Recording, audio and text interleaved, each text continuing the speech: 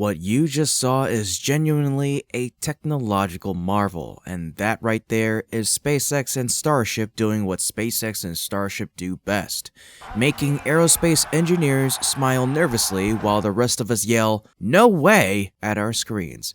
Because that landing footage we saw a few days ago, it wasn't just cool, it was historic. And now, thanks to newly released angles from SpaceX, we finally get to see just how insane that landing sequence actually was. So today, let's break down why that moment was so important, what made it look almost unreal, and what SpaceX still needs to improve before Starship can truly become fully reusable. Then, later, we'll shift from giant stainless steel rockets to tiny robotic repair crews in orbit because DARPA is preparing to launch a satellite mechanic into space. And honestly, the future is starting to sound more and more like science fiction written by engineers with unlimited caffeine. So let's get into it on today's episode of Great SpaceX. May 22nd was absolute chaos at Starbase, in the best way possible. After more than 7 months of delays, testing, leaks, static fires, and enough internet theories to fuel an entire conspiracy podcast network, SpaceX finally launched Starship Flight 12, and what followed was over an hour of pure aerospace drama. The mission stretched from Texas all the way to the Indian Ocean, which is still ridiculous when you think about it. A skyscraper-sized rocket launched from one side of Earth and attempted a controlled landing on the other side of the planet. That sentence still sounds fake somehow. During the live stream, most viewers only saw overhead landing shots. We saw ship descend, we saw the heat shield, and we saw the splashdown. Impressive, but limited. But afterward, SpaceX released additional footage from multiple cameras near the landing zone, which honestly says a lot about their confidence.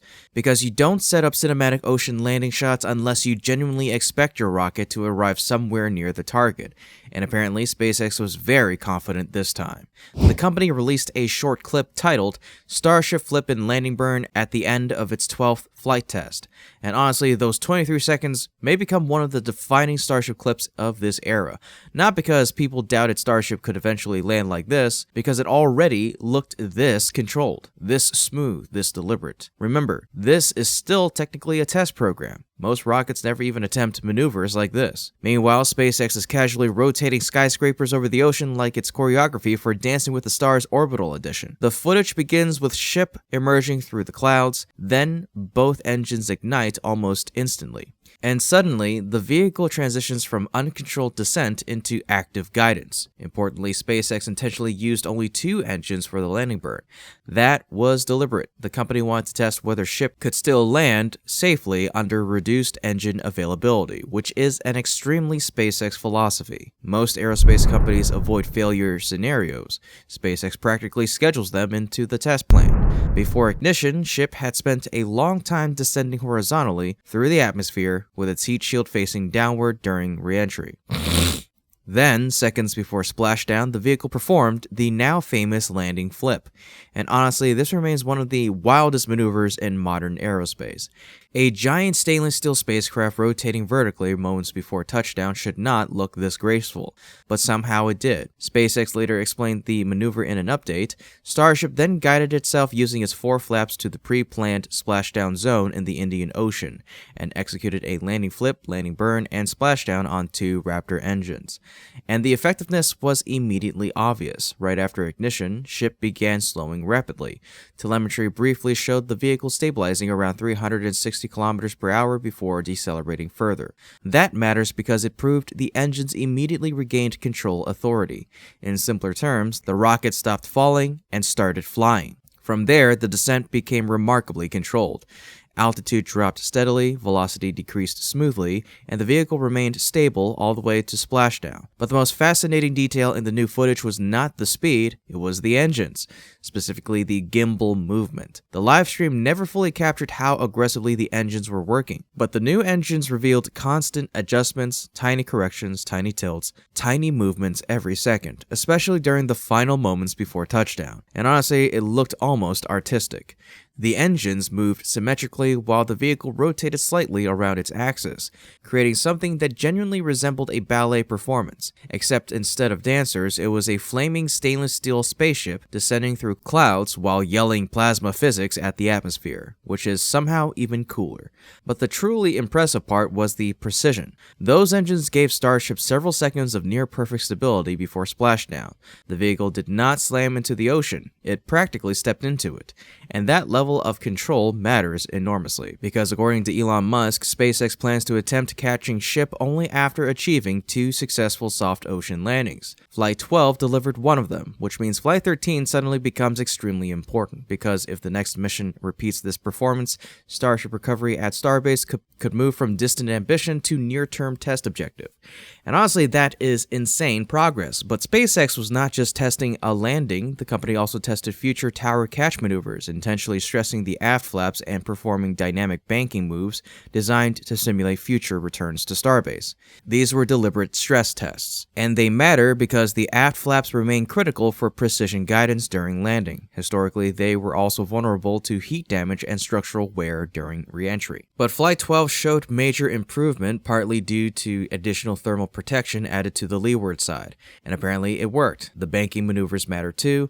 Ocean landings are already difficult. Landing back at Starbase using giant robotic arms is on an entirely different level. The tower doesn't move, the chopsticks do not chase the vehicle. Starship has to position itself perfectly, because if a fully fueled spacecraft misses the tower, things transition from historic milestone to Michael Bay movie very quickly. So these maneuvers were essentially rehearsals for future Starbase recoveries, and Flight 13 will likely push those tests even further, especially because the next mission is expected to reach orbit, which changes everything. Higher return velocities, more intense thermal loads, harsher reentry conditions, and a far more demanding landing profile. Honestly, it's difficult not to feel optimistic watching these clips. For years, Starship development was mostly defined by explosions. Now suddenly we are watching controlled flips and elegant splashdowns. That is real progress. Now, of course, despite the success, SpaceX still has a lot to improve, and the biggest issue remains the engines. During Flight 12, one of the vacuum Raptors failed during ascent. Fortunately, Starship's multi-engine design prevented the problem from becoming mission-ending. But losing a vacuum engine still reduces performance and creates potential balance complications. SpaceX likely had to make active adjustments throughout flight to compensate. Luckily, the landing sequence relied primarily on sea-level Raptors instead, which is probably why the vacuum engine issue received less public attention afterward. But internally, you can bet SpaceX engineers are analyzing every single second of that failure, especially since S40 has already completed cryogenic testing and may soon receive engine installation. That means inspection work is probably happening right now. Pre-test analysis, post-test review, pipeline inspection, turbopump evaluation, combustion chamber analysis, igniter checks, cooling system validation. Basically, engineers are probably staring at data screens right now, surviving entirely on caffeine and stress, and maybe 1 or 2 pizzas. The reliability requirements are only increasing from here because orbital flight changes the mission profile completely.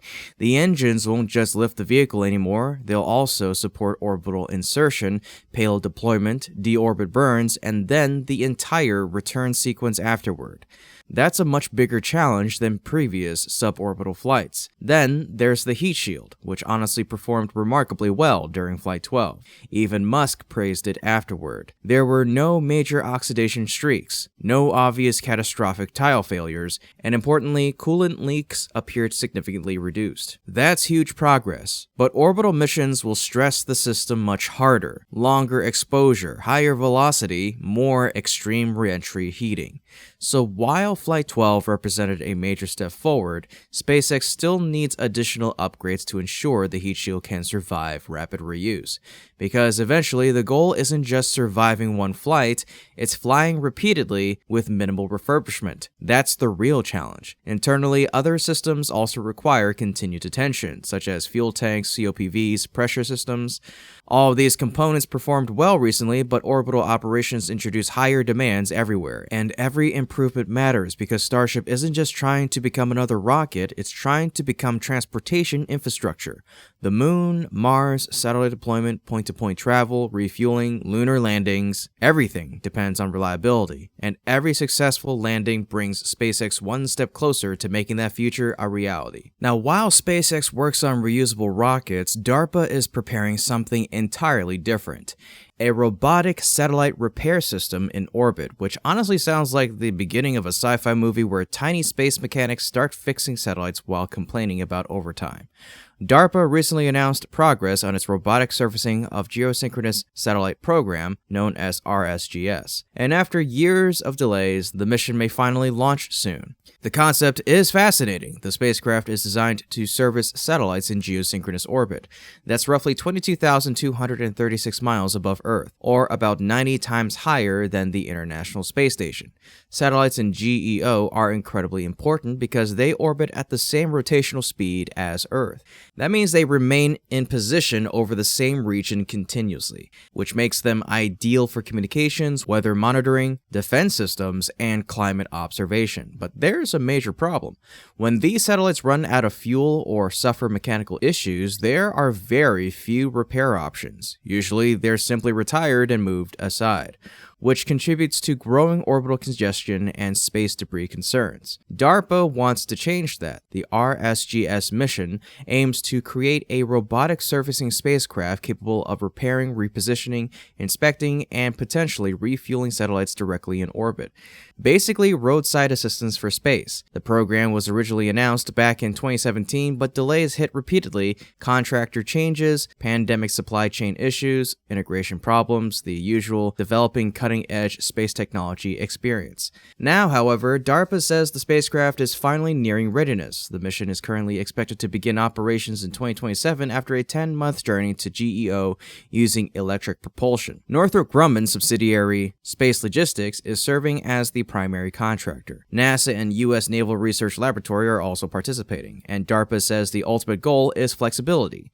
The robotic surfacer should eventually handle multiple types of missions safely and efficiently over many years, not just refueling, potentially repairs, adjustments, hardware servicing, maybe even upgrades. And honestly, if this technology works well, it could fundamentally change satellite operations forever. Because instead of replacing billion-dollar spacecraft every time something fails, operators might someday simply send up a robotic repair crew, which feels incredibly futuristic and also weirdly practical. So now we wait to see how the mission progresses, and whether companies like SpaceX eventually become involved in this new era of in-space surfacing infrastructure. Because one thing is becoming increasingly clear. The future of spaceflight isn't just launching rockets anymore, it's maintaining an entire economy in orbit. And that brings us to the end of today's episode. Thank you so much for tuning in.